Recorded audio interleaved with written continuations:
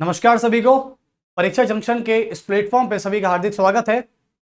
और जैसा कि कल हमारा लेक्चर नहीं हुआ, आप सभी से जितने भी लेक्चर पुराने हो चुके हैं और अभी एक हिस्ट्री की वीडियो जो है वो अपलोड हो चुकी है, तो सभी देख लें एक बार हिस्ट्री की वीडियो को, क्योंकि बैटल और प्लासी जैसा बताया हमने कि आप इतना तो समझ ही गए हैं कि हिस्ट्री भी हम ही कवर करा रहे हैं आपको, और पॉलिटी भी। लेकिन सबसे बड़ी इंपॉर्टेंट न्यूज़ आप सभी के लिए यह है कि इस प्लेटफॉर्म के माध्यम से, इस प्लेटफॉर्म के जरिए आपको यहां से लाइव क्लासेस, यानी अपना जीके का जो पोर्शन है आपको यहां से लाइव सेशन मिलेगा। और जीके का ही नहीं, आपको जो कंपटीशन में आने वाली जो क्राइटेरिया हैं, जो सब्जेक्ट हैं, जैसे कि अपना रीजनिंग भी है, आप मैथ है, आप भली बात ही जानते हैं ज्यादातर, तो यहां से आपको परीक्षा जंक्शन से यूट्यूब लाइव क्लास मंडे से मिलेंगी। आप सभी तैयार रहें। और जो भी बच्चे एग्जाम की तैयारी कर रहे हैं, कॉम्पिटिटिव एग्जाम की तैयारी कर रहे हैं, तो उसका एक कॉमन सिलेबस लेके चलेंगे हम यहां से इस प्लेटफॉर्म के माध्यम से। और लाइव क्लास लेना जरूर ना भूलें इस बात को, क्योंकि यहां से देखो आपको एक बेनिफिट इस चीज का होगा, क्योंकि लाइव सेशन में आप अपनी क्वेरी कुछ भी पूछ सकते हैं। और सबसे बड़ी बात है कि लाइव क्लासेस में आपको क्विज ऑप्शन भी दिए जाएंगे, यानी हर 10 मिनट या 7 मिनट के गैप में, टाइम गैप में आपसे क्वेश्चन भी पूछे जाएंगे और वो आपके मोबाइल पे भी शो किए जाएंगे। तो सबसे बड़ी बात है कि आप अपने मोबाइल से भी उसका आंसर कर सकते हैं और लाइव सेशन में वो मुझे आंसर तुरंत मिलेगा। और जो भी बच्चा, जो भी स्टूडेंट जिस कंपटीशन एग्जाम की तैयारी कर रहा है, लेकिन उस क्वेश्चन का आंसर बिल्कुल सही देगा और ऑलमोस्ट सही देगा, तो ऐसा है इसमें सिस्टम कि मेरिट सिस्टम में वो आएगा। और मेरिट सिस्टम में आने के बाद यदि वो बच्चा लगातार टॉप बना हुआ है, आंसर सही कर रहा है, ठीक है, आंसर सही करने के बाद वो बच्चा टॉप बना हुआ है, एवरेज टॉप बना हुआ है, तो टॉप 10 बच्चों की लिस्ट निकाल के हम उन्हें सरप्राइज गिफ्ट करेंगे, यानी मंथ के लास्ट में। अब वो गिफ्ट क्या होगा, इसके लिए आप अपने प्रोसेस से जुड़ जाइए पहले, क्योंकि कहते हैं कि कर्म करो फल की इच्छा मत करो। एक आपने श्री कृष्ण ने बोला है कि कर्म करो फल की इच्छा मत करो, लेकिन यह भी एक साइकोलॉजिकल है कि फल की इच्छा होगी तभी तो कर्म होगा। तो मैं आपसे यही कहना चाह रहा हूं कि बस आप अपने तरीके पर ध्यान दीजिए। जो हम YouTube लाइव सेशन ला रहे हैं, उसमें हर 10 मिनट के गैप में हम आपको क्विज ऑप्शन भी ला रहे हैं। आपके राइट आंसर पे 1 कॉइन जुड़ेगा और 1 कॉइन आपके मार्क्स में ऐड होगा, जो आपकी टॉप लिस्ट को बढ़ाएगा। और उन्हीं टॉप लिस्ट में से हम बच्चों को मंथ के लास्ट में सरप्राइज गिफ्ट करेंगे। तो ये हमारा प्रोसीजर है, जो कि मंडे से स्टार्ट होना है। तो आप सभी तैयार रहें, क्योंकि हम तैयार हैं। देखिए, तो अब हम चलते हैं अपनी पॉलिटी की तरफ, जो चल रहे थे हम, ठीक है। तो पॉलिटी की तरफ आज हम चलने वाले हैं। और मैं आपको एक चीज बता दूं, सबसे बड़ी बात, देखो हमारे भारत में पदों की संख्या लगभग उतनी होती है जितनी आवश्यकता है, या उतनी नहीं होती है। क्योंकि आज हमारे भारत में जितनी भी सरकारी नौकरियों की वैकेंसी निकलती है, मैं आपको आज हकीकत से रूबरू करा दूं। देखो, मैं आपको तसल्ली के लिए झूठ बोल दूं, है ना, आपको बहला दूं, फुसला दूं, तो इससे कोई फर्क नहीं पड़ना है। बल्कि मुझ पे एक छोटा सा ये पाप चढ़ जाएगा कि मैंने आपको तसल्ली दे दी, वो भी झूठ मास की। मैं ऐसा नहीं करना चाहता। आप सभी को पता है कि आजकल के बच्चे कंपटीशन की तैयारी कर रहे हैं, बिल्कुल कर रहे हैं, और जिनका पैशन है वो कर रहे हैं, मेहनत भी कर रहे हैं दिन रात। और उनके लिए आज हम भी इस प्लेटफॉर्म के माध्यम से, परीक्षा जंक्शन प्लेटफॉर्म के माध्यम से मेहनत कर रहे हैं। उनके लिए कंटेंट बनाना, उनके लिए quiz option banana, that's all. तो मेरा मानना है कि आज हमारे भारत में सरकारी नौकरी आवश्यकता की तुलना में कम है। तो मेरा इतना कहना है कि आपका जो भी पैशन है, क्योंकि मैं एक किताबी दुनिया से बाहर एक टीचर भी हूं, तो सबसे बड़ी बात है कि मेरा बताना फर्ज है। आपका जो भी पैशन है, उस पैशन को फॉलो करिए। किसी के दबाव में आकर या किसी की मजबूरियों में आकर आप सरकारी नौकरी की तैयारी नहीं कर सकते, ये हकीकत है। आप अपने पैशन को फॉलो करिए। कोई व्यक्ति कहता है सर मैं तो नॉलेज के लिए पढ़ना चाहता हूं, तो बिल्कुल बेशक पढ़े, किसने मना किया है? क्या ज्ञान कभी निरर्थक जाता है क्या? कभी नहीं। तो कोई नॉलेज के लिए पढ़ना चाहता है, कोई कंपटीशन एग्जाम को निकालने के लिए पढ़ना चाहता है, तो दोनों तरीके से हम तैयार हैं। और आप सभी यहां जुड़िए और फायदा उठाइए। चलिए, तो आज हम इंडियन पॉलिटी की बात, वही अपनी सब्जेक्ट, और ये हमारा पीछा तभी छोड़ेगी जब इससे हम मोहब्बत करेंगे। देखो, इंसान की फितरत और किसी भी किताब की फितरत एक जैसी होती है, बस एक ही फर्क है किताब और इंसानों में यह फर्क है कि इंसान की फितरत परिस्थितियों वश बदल जाती है और किताबों की फितरत परिस्थितियों के अनुसार नहीं बदलती। किताबें हमें कभी भी धोखा नहीं दे सकती, लेकिन इंसान, कोई भी इंसान हो, मैं किसी पर्टिकुलर की बात नहीं कर रहा, कोई भी इंसान हो, चाहे आपका दोस्त रहा हो कभी या कोई भी हो, वो आपको फितरत स्थिति के अनुसार आपको दगा भी दे सकता है, लेकिन आपका साथ भी निभा सकता है। हर कोई इंसान ऐसा नहीं होता, लेकिन कुछ अच्छे भी हैं तो कुछ बुरे भी हैं। इसलिए इंडियन पॉलिटी, जिस सब्जेक्ट से आपको मोहब्बत हो गई, जिस सब्जेक्ट से आपको प्यार हो गया, तो मैं मानता हूं जब भी आप किसी इंसान से जब इतनी चाहत रखते हो, आपने देखा है, और आप तो बहुत अच्छे मास्टर हैं इस चीज़ की, आप कुछ तो पीएचडी करके बैठे होंगे। जब आप किसी इंसान को इतना चाह लेते हो कि उसके बिना रह ही नहीं सकते, तो वही एक किताब करती है। जब आप किताब को मोहब्बत करते हो, किताब को पसंद करते हो, तो आप किताब को नहीं पढ़ते, किताब आपको पढ़ना स्टार्ट कर देती। तो कुछ ऐसी बातें और कुछ ऐसी मोटिवेशनल बातें आपको हमेशा याद दिलाती रहेंगी, आत्मविश्वास बढ़ती रहेंगी। इंडियन पॉलिटी, और आज का चैप्टर है, डाल लीजिए सभी, फंडामेंटल राइट्स, मूल अधिकार। इनको मौलिक अधिकार भी कहा जाता है। तो इंडियन पॉलिटी में हमारा चैप्टर है मौलिक अधिकार। मौलिक अधिकार, फंडामेंटल राइट्स।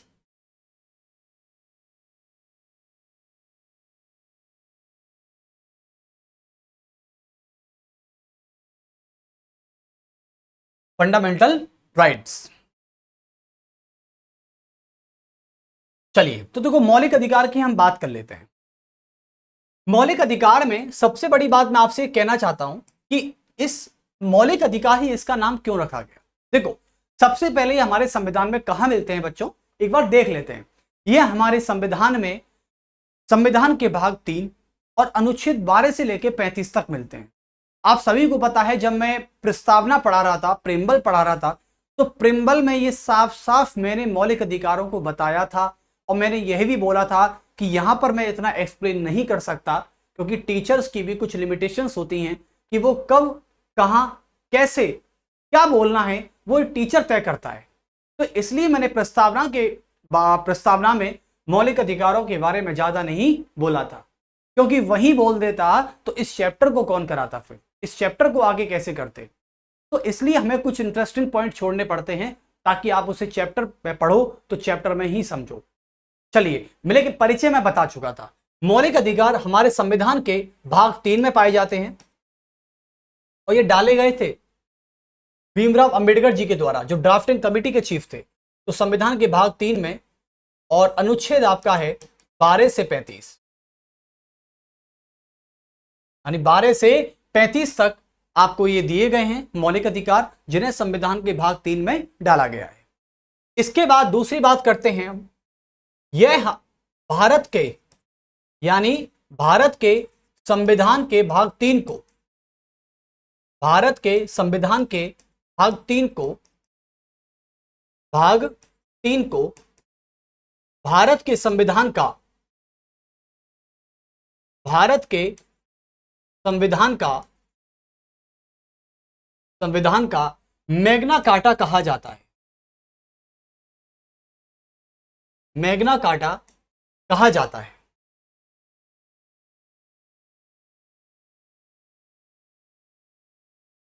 मैग्ना कार्टा कहा जाता है। तो भारत के संविधान के भाग 3 को भारत के संविधान का मैग्ना कार्टा कहा जाता है।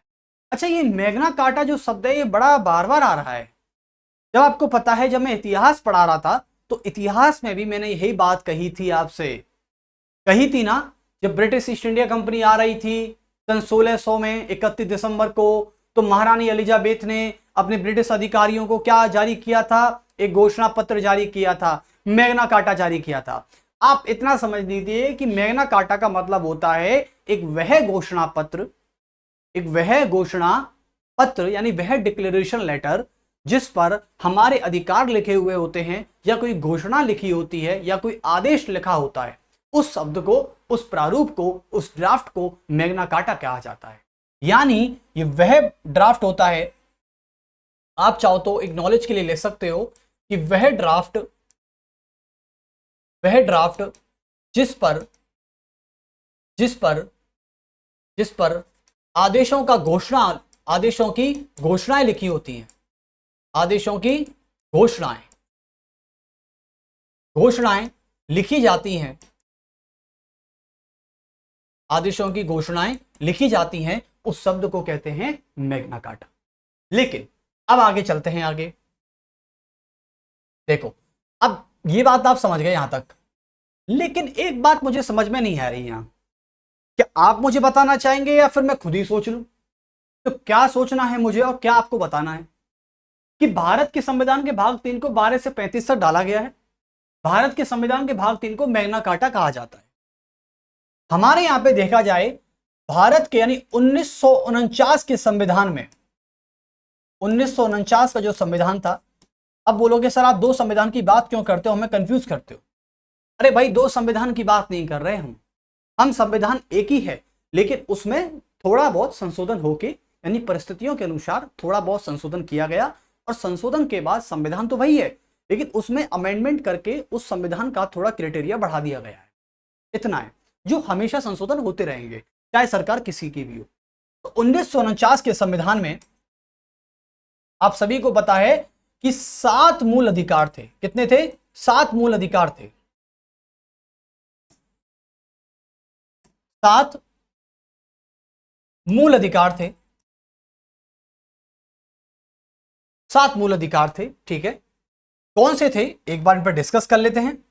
पहला मूल अधिकार की बात करें तो पहला है, कौन सा है पहला? समानता का अधिकार।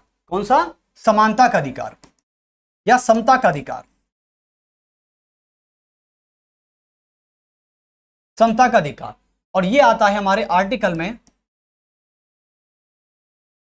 14 से 18 में। उसके बाद दूसरी बात हम करते हैं आपसे, एक आता है समता के बाद जो है 14 से 18, एक है स्वतंत्रता का अधिकार। स्वतंत्रता का अधिकार, यही है ना। और स्वतंत्रता के अधिकार की बात करें तो ये आर्टिकल आपका आता है 19 से लेके 22 तक। उसके बाद हम बात करते हैं आपसे तीसरा, ठीक है। तीसरा आर्टिकल हमारे पास क्या है, मतलब तीसरा पॉइंट जो है, सॉरी तीसरा आर्टिकल नहीं, तीसरा पॉइंट है। उसके बाद आता है शोषण के विरुद्ध अधिकार, right to exploitation, right to against the exploitation, शोषण के विरुद्ध अधिकार।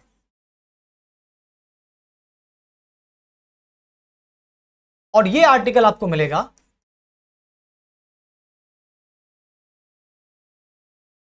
उसके बाद हम बात करते हैं आपसे नेक्स्ट, शोषण के विरुद्ध के बाद जो आपका आर्टिकल आता है वो आता है, या नाम से आता है जो भी है, आप उसे कहते हो, एक मिनट, 23, 24 से 25 वाला आएगा, यानी धार्मिक स्वतंत्रता का अधिकार। धार्मिक स्वतंत्रता का अधिकार, और ये हमारा मिलेगा आर्टिकल 25 से लेके 28 तक। और एक आपका आता है नेक्स्ट पॉइंट है पांचवें में आपको मिल सकता है 29 से लेके 30, जिसे कहते हैं शिक्षा व संस्कृति का अधिकार। शिक्षा व संस्कृति का अधिकार, यह जहां तक अल्पसंख्यकों के लिए होता है, इतना बता दूं मैं आपको हिंट के तौर पे, तो यह आपका आएगा आर्टिकल 29 से लेके 30 तक। उसके बाद नेक्स्ट है आपका और लास्ट है 6 मूल अधिकार है, लेकिन साल आपने तो 7 लिखा है। अरे 7वां कौन सा था बता दूंगा अभी, आप इतनी टेंशन मत लिया करें, इतने जल्दी हाइपर ना हुआ करें आप, ठीक है। सर लिखा कुछ और है, बता कुछ और रहे हो, ऐसा कुछ भी नहीं है। अभी वर्तमान में 6 मूल अधिकार हैं केवल हमारे, पहले 7 हुआ करते थे 1949 के संविधान में, लेकिन ये आज का संविधान है। तो छठा पॉइंट है आपका संवैधानिक उपचारों का अधिकार। संवैधानिक उपचारों का अधिकार, और ये आपका है आर्टिकल क्या है आपका 32, यानी आर्टिकल 32, ठीक है। तो कुल मिला के हम इन संविधानों की, यानी इन अधिकारों की बात करें तो ये 6 मूल अधिकार हैं कि टोटल कितने हैं, टोटल हुए हमारे 6 मूल अधिकार। तो इसका मतलब क्या है सर, आपने 7 का मतलब क्या लिखा, देखो 7 का मतलब मैं आपको बता देता हूं डियर, ये 7 का मतलब है हमारे 1949 के संविधान में 7 मूल अधिकार थे, 6 तो ये थे और एक 7वां था संपत्ति का अधिकार, राइट टू प्रॉपर्टी, संपत्ति का अधिकार। ये जो संपत्ति का अधिकार था ना, ये एक्चुअली में इसको इंग्लिश में कहते थे राइट टू प्रॉपर्टी यानी आरटीपी। और राइट टू प्रॉपर्टी का मतलब होता है, संपत्ति का अधिकार होता है जैसे कि जब कोई व्यक्ति किसी अन्य व्यक्ति की जमीन पर अपनी संपत्ति का दावा पेश करता है, वो कहता है कि ये संपत्ति मेरी है, तो इसका क्या है, इस तरह से मिसयूज होने लग गया था। और इस तरीके से जब किसी भी अधिकार का दुरुपयोग होने लग जाता है तो उस पर सुप्रीम कोर्ट ये जांच भी कर सकती है, इन्वेस्टिगेशन कर सकती है और सरकार भी इस पर क्या कर सकती है, कोई कानून पारित करके इसको हटा भी सकती है। आपको क्या लगता है कि ये सारे अधिकार क्या आपको परमानेंट मिल गए हैं? क्या संसद इनमें कभी भी संशोधन नहीं कर सकती? क्या संसद इनमें कटौती नहीं कर सकती? क्या संसद इन पर कोई लिमिटेशंस नहीं लगा सकती? बिल्कुल लगा सकती है। जो आज आगे पढ़ने वाले हैं वो इसी चीज के ऊपर है। जब हम मूल अधिकारों की विशेषताएं पढ़ेंगे यानी specialities and properties, speciality and properties of the fundamental rights in the Indian constitution, जब हम पढ़ेंगे तो ये सारी चीज पढ़ेंगे। इसलिए सरकार को लगा संपत्ति का अधिकार जो है, उस समय इसका दुरुपयोग होने लग गया था मोरारजी देसाई की सरकार के समय। और मोरारजी देसाई जब भारत के प्रधानमंत्री बने 1977 में आफ्टर इंदिरा गांधी, क्योंकि इंदिरा गांधी की इमरजेंसी के बाद जो सरकार आई थी वो एक गैर कांग्रेसी सरकार थी जिसका नाम था जनता दल की सरकार। अब वही जनता दल है जिसका आज नाम भारतीय जनता पार्टी है। तो बीजेपी, पहले इसको जेपी कहते थे, जनता पार्टी। तो जनता दल जो था उसकी सरकार में 1977 में जो पीएम बने थे उस समय देश के, वो थे मोरारजी देसाई, मोरारजी देसाई। और बहुत ही धुरंधर नेता थे, लेकिन इनकी सरकार गिर गई थी, बस एक्चुअली में ये था मोरारजी देसाई। तो मोरारजी देसाई जो थे और इनके समय उप प्रधानमंत्री कौन थे? यदि आपसे पूछ लिया जाए कि 1977 में मोरारजी देसाई के समय भारत के 2 प्रधानमंत्री काम करते थे, उनको लिख लेना। एक तो थे जगजीवन राम, जगजीवन राम, एक तो पहले उप प्रधानमंत्री थे। और उसके बाद थे, दूसरे थे कौन? चौधरी थे, उनका नाम, एक मिनट रुको, थोड़ा मिस कर रहा हूं मैं, चौधरी थे, हाँ चौधरी थे, ठीक है। तो चौधरी साहब ये एक तो उप प्रधानमंत्री थे और जगजीवन राम, यानी हमारे देश में 2 प्रधानमंत्री पहली बार कब बने थे? मोरारजी देसाई की सरकार में बने थे। और फिर बने थे अटल बिहारी वाजपेयी सरकार में, कौन? लाल कृष्ण आडवाणी। क्योंकि अटल बिहारी वाजपेयी जब प्रधानमंत्री थे तो उस समय लाल कृष्ण आडवाणी भारत देश के उप प्रधानमंत्री थे। देखो, डेप्यूटी प्राइम मिनिस्टर का जो पद होता है वो हमारे संविधान में नहीं है, मैं आपको बता दूं। उप प्रधानमंत्री को पद केवल उसकी गरिमा यानी व्यक्ति के सम्मान के तौर पर उसको दिया जाता है, या कार्यभार को, प्रधानमंत्री के कार्यभार को कम करने के लिए या उसके काम के बोझ को कम करने के लिए उप प्रधानमंत्री का पद दे दिया जा सकता है, या किसी पॉलिटिकल परसेप्शन से भी दे सकते हैं। तो जरूरी नहीं है कि जो पद दिए जा रहे हैं क्या वो संविधान में ही है, ऐसा नहीं है, ठीक है। यानी डेप्यूटी सीएम, उप मुख्यमंत्री का कोई पद ही नहीं होता। लेकिन फिर भी आपको पता है कि अभी जम्मू कश्मीर में जो सुरेंद्र चौधरी, जम्मू कश्मीर यानी केंद्र शासित प्रदेश जम्मू कश्मीर के जो उप मुख्यमंत्री बने हैं सुरेंद्र चौधरी, और मुख्यमंत्री कौन है? उमर अब्दुल्ला, ठीक है, जो नेशनल कॉन्फ्रेंस पार्टी से आते हैं। तो अभी यूटी में क्या हुआ था, जम्मू कश्मीर में उमर अब्दुल्ला ने शपथ ली सीएम की। अब मुख्यमंत्री तो संविधान में उल्लिखित है, दिया गया है डिस्क्रिप्शन में, लेकिन उप मुख्यमंत्री और उप प्रधानमंत्री का पद संविधान में कहीं भी नहीं है। लेकिन पॉलिटिकल परसेप्शन से अपने मुख्यमंत्री या अपने प्रधानमंत्री का कार्य बोझ कम करने के लिए, समझ गए ना, या व्यक्ति को सम्मान देने के लिए उप प्रधानमंत्री का पद दिया जा सकता है, ठीक है। जैसे कि आपको लगता है, जैसे मैं आपको बता दूं, एक्चुअली में जैसे कि सरदार पटेल की बात करते हैं, सरदार वल्लभ भाई पटेल हमारे देश के पहले उप प्रधानमंत्री थे। कौन थे? डेप्यूटी प्राइम मिनिस्टर थे, और वही डेप्यूटी प्राइम मिनिस्टर देश के गृह मंत्री भी थे। तो कुल मिला के आप ये बताइए, नेहरू और सरदार पटेल जी नेहरू और सरदार पटेल जी दोनों में से कौन बड़ा था? कोई बड़ा नहीं था, कोई बड़ा नहीं था, दोनों बराबर थे। हाँ, आपको लगा सर आप नेहरू बोलेंगे, मैं नेहरू नहीं बोल सकता, क्योंकि पटेल जी की गरिमा और पटेल जी की प्रतिष्ठा का सवाल हो जाएगा। बिल्कुल नहीं, क्योंकि पटेल जी उतनी ही अपनी प्रशासनिक दक्षता, अपनी प्रशासनिक कुशलता और उसके बाद अपनी कूटनीतिक कैपेबिलिटी को देखते हुए मैं पटेल जी को नेहरू जी से कम नहीं आंक सकता, क्योंकि पटेल जो थे, सरदार वल्लभ भाई पटेल, वो अपनी दृढ़ इच्छा शक्ति के कारण भी माने जाते थे, अपनी कूटनीति के कारण भी जाने जाते थे, और उनकी प्रशासनिक कुशलता तो अरे सुभान अल्लाह थी। तो पटेल जी को मैं नेहरू जी से कम नहीं कह सकता, लेकिन बराबर कह सकता हूं, क्योंकि नेहरू जी भी अपने पार्टी के सबसे युवा और सबसे जनता के बीच में लोकप्रिय नेता भी हुआ करते थे। तो इसलिए नेहरू जी ने पटेल जी को सम्मान देने के लिए, क्योंकि उस समय पॉलिटिकल परसेप्शन तो नहीं हो सकता, लेकिन उन्हें सम्मान देने के लिए, उन्हें गरिमा देने के लिए, उन्हें सीनियर लीडर के होने के नाते देश का पहला डेप्यूटी प्राइम मिनिस्टर बनाया गया था। आप सभी को याद होना चाहिए। उसके बाद जगजीवन राम, चौधरी चरण सिंह, मैं कह रहा कोई ना कोई तो है, मैं थोड़ा भूल रहा हूं। चौधरी चरण सिंह ये वो हैं जिससे कम समय रही है, हालांकि 1979 की बात बता रहा हूं मैं आपको, ठीक है। तो जगजीवन राम और चौधरी चरण सिंह, ठीक है। आप मुझे बताइए एकमात्र ऐसे उप प्रधानमंत्री, मैं आपसे क्वेश्चन पूछता हूं, भारत के एकमात्र या भारत के वह उप प्रधानमंत्री जो बाद में प्रधानमंत्री बने, कौन थे? जगजीवन राम, चौधरी चरण सिंह, लाल कृष्ण आडवाणी या सरदार वल्लभ भाई पटेल? देखो, सरदार वल्लभ भाई पटेल कभी भी देश के प्रधानमंत्री नहीं रहे, एक बतौर प्रधानमंत्री कभी नहीं आए वो, पहली बात। जगजीवन राम कभी नहीं आए, लाल कृष्ण आडवाणी कभी नहीं आए। आंसर क्या है आपका? चौधरी चरण सिंह। तो यही तो चीज है, आपको बुद्धि तो लगानी पड़ेगी भाई साहब, क्योंकि बिना कॉन्सेप्ट के आप ये नहीं कर सकते। टोटल 6 मूल अधिकार हैं। संपत्ति के अधिकार को मोरारजी देसाई की सरकार के समय क्या कर दिया?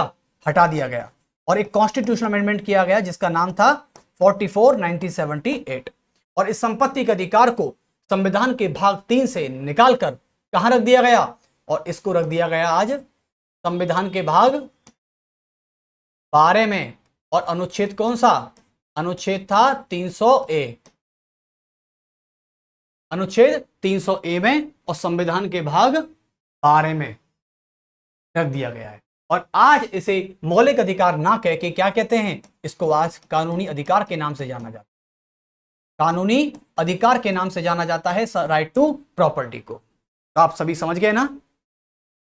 चलिए, आज मेरी एक सर से बात हुई, मैं आपको बता दूं, देखो सबसे बड़ी चीज है कि जरूरी नहीं कि किताबी ज्ञान ही आपको सब कुछ काम आए, कभी कभी जीवन में बहुत कुछ भी और भी काम आता है। आपका अनुभव आता है, आपका कैरेक्टर आता है, और कैरेक्टर बनाना बहुत, देखो स्टूडेंट्स, में एक बात कहूँगा कि कैरेक्टर को बनाने में सालों लग जाते हैं, लेकिन ईगो बनने में थोड़ा सा ही समय लगता है। लेकिन जिस चीज़ को बनने में थोड़ा सा ही समय लगता है वो आपको जल्दी बर्बाद कर देने वाला होता है। जैसे ईगो नाम की जो चीज़ होती है ना आजकल, लेकिन आजकल जो ईगो नाम का चीज़ है ना, ये दुनिया को पता है, और दुनिया में बिल्कुल उस इंसानों के अंदर कूट कूट के भरा हुआ है ईगो। लेकिन यदि मैं किसी से ये पूछूं कि सर आपका कैरेक्टर है क्या, मैं मानता हूं कि 100 में से 20 लोगों का कैरेक्टर है, 80 लोगों का कोई कैरेक्टर नहीं है, लेकिन उनमें ईगो जरूर मिल जाएगा। तो मुझे ये समझ में नहीं आता कि जिस व्यक्ति में कैरेक्टर है उसमें कभी ईगो नहीं हो सकता, बिल्कुल नहीं हो सकता, ये बात सत्य है। लेकिन जिस व्यक्ति में ईगो है उसका कभी कैरेक्टर नहीं होगा। यानी कैरेक्टर और ईगो ये ऐसी वो तलवारें हैं जो कभी एक म्यान में नहीं आ सकती, कभी नहीं आ सकती। यदि आपका कैरेक्टर आसमान है तो आपका ईगो जमीन है, और धरती और आसमान कभी एक साथ नहीं मिल सकते, क्योंकि मिल गए तो बवंडर हो जाएगा, भूकाल आ जाएगा। इसलिए हमारे स्वर्गीय आदरणीय रतन टाटा जी भी ये कहते हैं कि जल्दी से मिली सफलता ईगो डेवलप करती है, और देर से मिली हुई सफलता कैरेक्टर को डेवलप करती है। अब आपको कैरेक्टर पसंद है या आपको ईगो पसंद है? आप चूज कर लीजिए, क्योंकि ईगो आपको मिलेगा विरासत में मिला हो या आपने कमाया हो, वो आपको जल्दी ही बर्बाद कर देने वाला है। लेकिन जो एक कैरेक्टर है वो आपको देर से जरूर मिलेगा, मेहनत से मिलेगा, संघर्ष से मिलेगा, लेकिन वो कैरेक्टर आपको हमेशा ऊपर उठाएगा, लोगों से यूनिक बनाएगा आपको। तो बस यही चीज याद रखना। जैसे कहते हैं कि fast success builds ego and fast success builds ego and slow success builds character. तो चलिए, ये कारण अधिकार हो गया। अब आपसे क्वेश्चन यहां कैसे पूछा जाएगा मैं आपको बता दूं। एक तो पूछा जा सकता है मौलिक अधिकार वाला, कि संपत्ति का अधिकार भारतीय संविधान के आज किस भाग में है। आपका आंसर होना चाहिए भाग 12 में है सर। आर्टिकल पूछे तो 300A बता देना। और संपत्ति के अधिकार को आज संविधान में किस अधिकार के नाम से जाना जाता है, तो आपका आंसर होना चाहिए, मैं आपको ऑप्शन देता हूं, पहला है मौलिक अधिकार, दूसरा है कानूनी अधिकार, तीसरा है लोकतांत्रिक अधिकार और चौथा है राजनीतिक अधिकार। तो आपका आंसर होना चाहिए सर कानूनी अधिकार। उसके बाद हमारे संविधान में कितने मूल अधिकार थे? 7 थे, लेकिन आज कितने हैं? 6। इसको यहां से निकालकर फेंका, वहां रख दिया। बताइए इसको क्या कहते हैं? संविधान का मैग्ना कार्टा कहते हैं, या घोषणा पत्र कहते हैं, या ड्राफ्ट कहते हैं, या प्रारूप कहते हैं इसको संविधान का। समझे? चलिए, तो अब थोड़ा सा आगे चलते हैं, आगे बढ़ते हैं एक बार यहां से।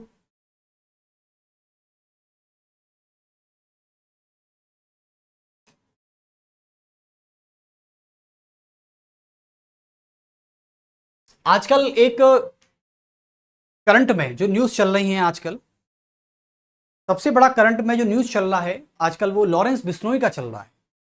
ठीक है, और देखो मैं किसी भी व्यक्ति का पक्ष या विपक्ष में नहीं हूं, सीधी बात है। मतलब मैं ईमानदारी से कह रहा हूं कि मेरा कोई पक्ष या विपक्ष नहीं है, मैं केवल आइडियोलॉजी आपको बता रहा हूं।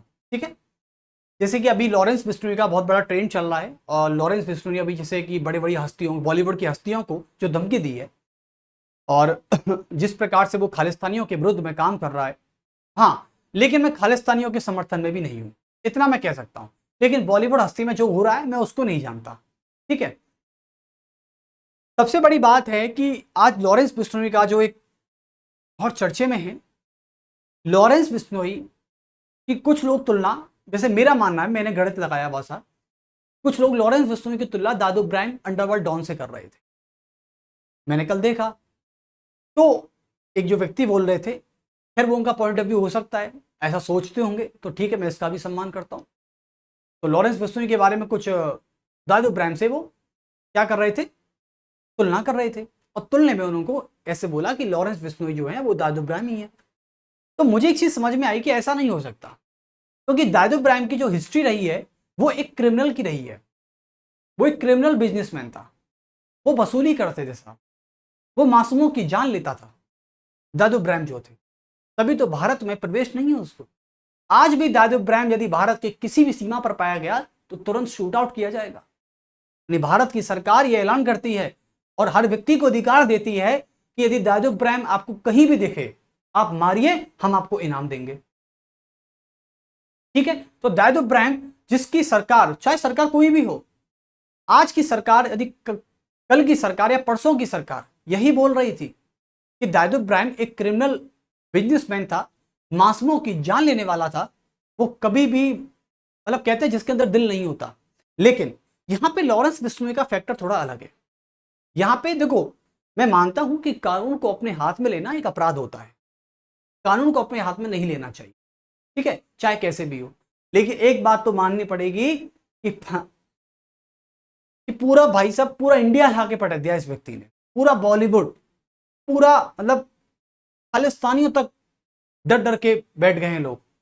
खालिस्तानियों की बात करें, जो देखो खालिस्तानियों का समर्थन मैं नहीं करता, मैं इतना यकीन है मुझे, मैं खालिस्तानियों का बिल्कुल समर्थन नहीं करता हूं, हकीकत है ये। कैसे? क्योंकि मुझे बॉलीवुड का तो नहीं पता, लेकिन मैं खालिस्तानियों का समर्थन नहीं करता।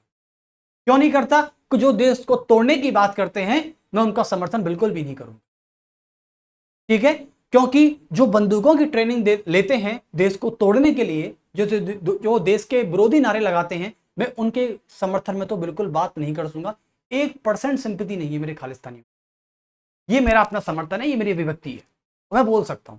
लेकिन जो लॉरेंस बिश्नोई जो खालिस्तानियों के अगेंस्ट कर रहा है वो तो मुझे कहीं हद तक ठीक है, लेकिन बॉलीवुड को लेके उसकी कुछ अपनी एक समाज को लेके अपने कल्चर को लेके थोड़ी सी डिबेट हो गई है, तो उस चक्कर में भी थोड़ा सा वो बॉलीवुड में भी अपना इंटरप्ट कर रहा है और बहुत ही भौकाल के साथ कर रहा है। लॉरेंस बिश्नोई की जो अभिव्यक्ति है वो थोड़ी राष्ट्रवादी प्रति, यानी राष्ट्र को लेके वो बंदा बहुत ज्यादा डेस्परेट हो चुका है। और याद रखना कि कानून अपने हाथ में वही व्यक्ति लेता है जो व्यक्ति किसी भी चीज को लेकर डेस्परेट हो जाए, ये पक्की बात है। अब देखो, आप उसे क्रिमिनल कह दो तो पॉजिटिव वे में कह दो या नेगेटिव वे में कह दो, लेकिन क्योंकि मैं वीडियो देख रहा था, भगत सिंह का नाम लिया है लॉरेंस बिश्नोई, भगत सिंह का, राम प्रसाद बिस्मिल जी का नाम लिया है, जो इतने बड़े नेता है। भगत सिंह हमारे देश के आदरणीय शहीद भगत सिंह, उनका नाम लिया है। तो कम से कम मैं इतना पहचान चुका हूं कि दादू ब्राह्म की जो आइडियोलॉजी है और जो लॉरेंस बिश्नोई की जो विचारधारा है, वो दोनों में जमीन आसमान का फर्क है। ठीक है, क्योंकि लॉरेंस बिश्नोई की जो धारणा है, जो अवधारणा है, उनका कॉन्सेप्ट है वो राष्ट्रवादी प्रवृत्ति का। उसने कहा था कि don't want to be divided a country on Khalistani, यानी जो भी देश को तोड़ने की बात करेगा मैं उसको तोड़ूंगा, मैं उसको बांटूंगा जो देश को बांटेगा। अब बांटने का मतलब समझ आप क्या क्या कहना चाह रहा है वो। तो ये है, मैं प्रवृत्ति बता रहा था, दोनों की प्रवृत्ति बहुत अलग है, जितना मैंने एनालाइज किया, जितना मैंने महसूस किया। खैर कोई नहीं, तो आजकल लॉरेंस बिश्नोई चर्चे में है और देखो 30 साल का उसकी उम्र केवल 30 साल की है, पूरे देश में बौखाल मचा रखा है अपना, और खालिस्तान तो चुप के बैठ गए, वो नजर नहीं आ रहे, क्योंकि आने भी नहीं चाहिए भाई। मैं तो सीधी बात कहता हूं, आने भी नहीं चाहिए। जो देश को तोड़ने की बात करेगा उसे हमारे देश में रहने की कोई जगह नहीं है। बाहर जाइए, लेकिन बाहर जाओगे फिर भी मारे जाओगे वहां, मैं सीधी कहता हूं, बाहर जाओगे फिर भी मारे जाओगे वहां।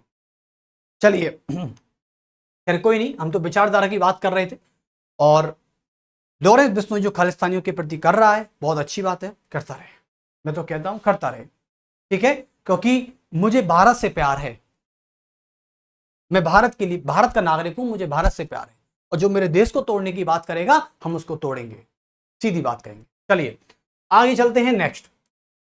अब मुझे एक चीज बताइए आप, जैसे हम फंडामेंटल राइट्स में आगे बढ़े, आपने देखा मुझे यहां की हम बात कर रहे थे आप सभी से, ठीक है, ये हम बात कर रहे थे, तो इसकी बात करते करते हमने यहां तक अपना पूरा देख लिया था, लेकिन अब हम थोड़ी प्रॉपर्टीज को पढ़ लेते हैं, नहीं पहले अर्थ को पढ़ लेते हैं, क्योंकि अर्थ बहुत जरूरी है डियर। आप लिख दीजिए कि मौलिक अधिकार, यानी इनको मूल क्यों कहते हैं, मौलिक अधिकार या मूल अधिकार कह दो, एक ही बात है। देखो देखो, मूल अधिकार को मूल अधिकार इसलिए कहते हैं, आप लिख दें कि इन अधिकारों को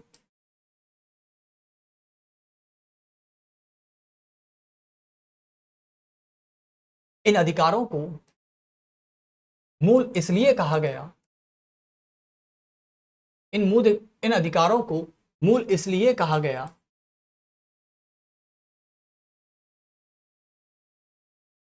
क्योंकि इन अधिकारों को मूल इसलिए कहा गया क्योंकि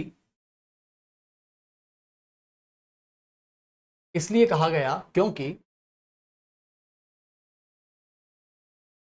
क्योंकि ये व्यक्तियों की आजादी की सुरक्षा करते हैं, क्योंकि ये व्यक्तियों की आजादी की सुरक्षा करते हैं, आजादी की सुरक्षा करते हैं, और सरकार के कठोर नियमों और सरकार के कठोर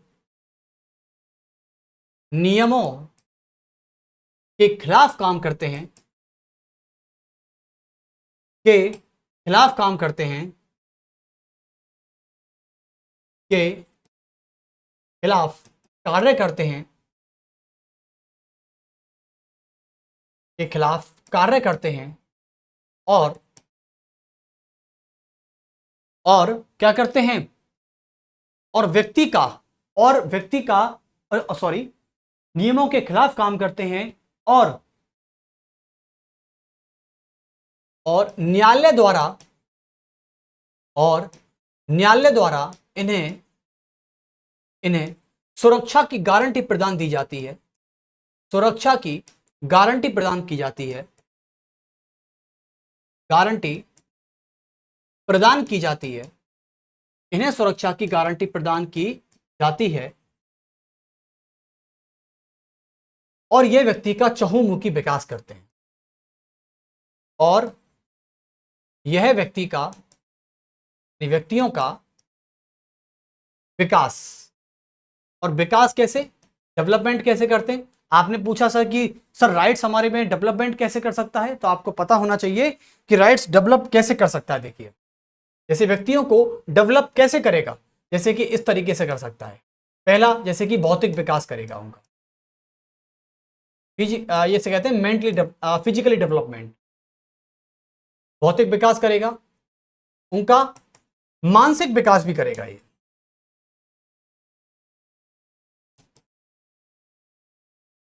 मानसिक विकास भी करेगा, भौतिक विकास, मानसिक विकास, उनका आध्यात्मिक विकास,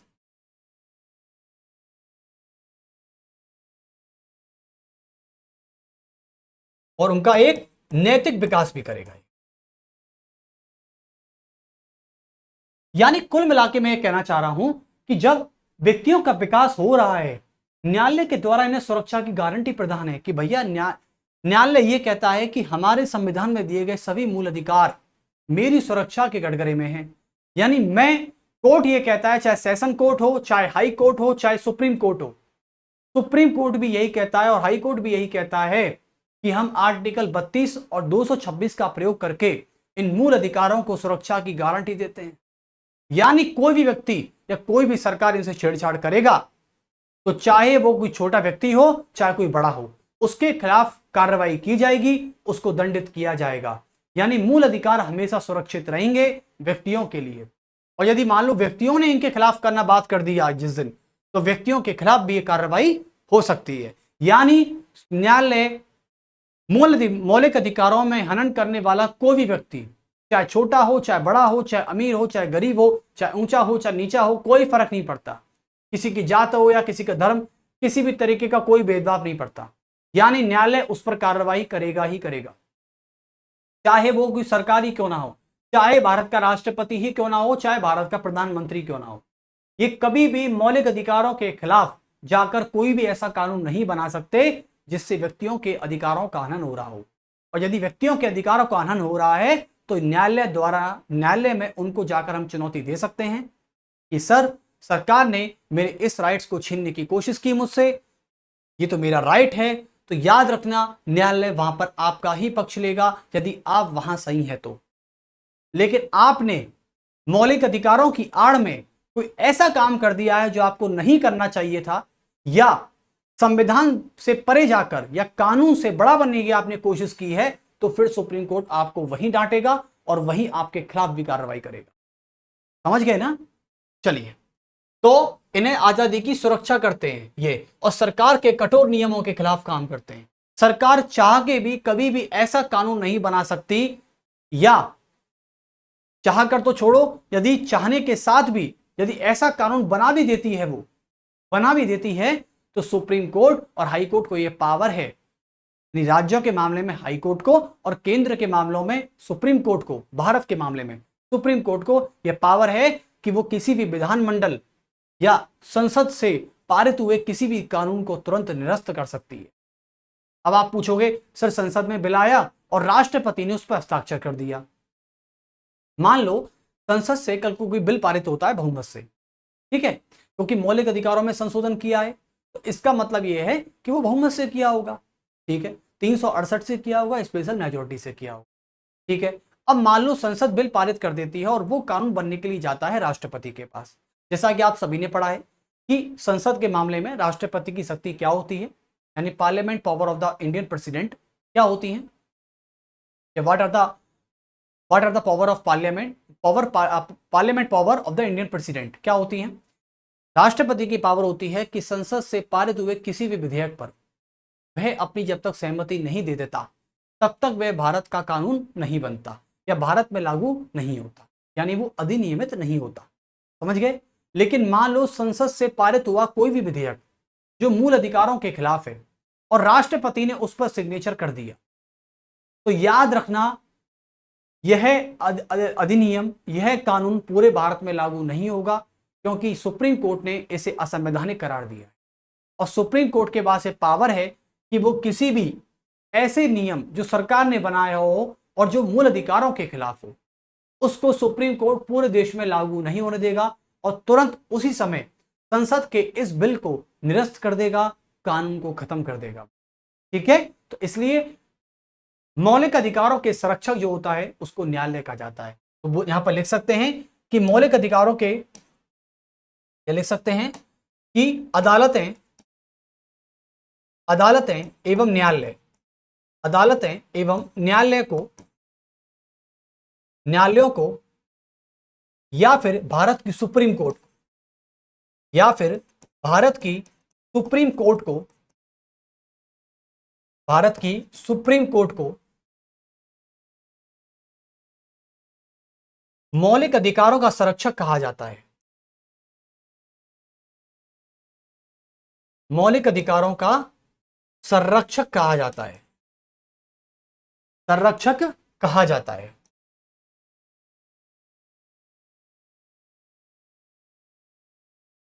मौलिक अधिकारों का संरक्षक कहा जाता है, तो यह बात याद रखना। इसे गार्जियन ऑफ द, यानी सुप्रीम कोर्ट को क्या कहते हैं, मौलिक अधिकारों का गार्जियन कहते हैं। ठीक है, तो आप लिख सकते हैं कि इसे छोटी भाषा में कहें तो लिखें सुप्रीम कोर्ट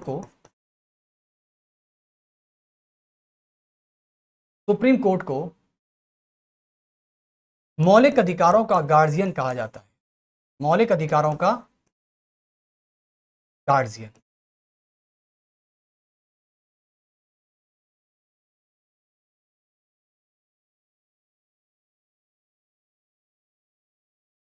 अब ये क्वेश्चन पूछ सकते हैं कि सर मान लो कल को सुप्रीम कोर्ट ना रहे, ऐसा कभी नहीं होगा, लेकिन मान लो एक कल्पना कर लेते हैं कि कल को सुप्रीम कोर्ट ना रहे हमारे भारत में, तो क्या सरकार मौलिक अधिकारों की सुरक्षा कर सकती है?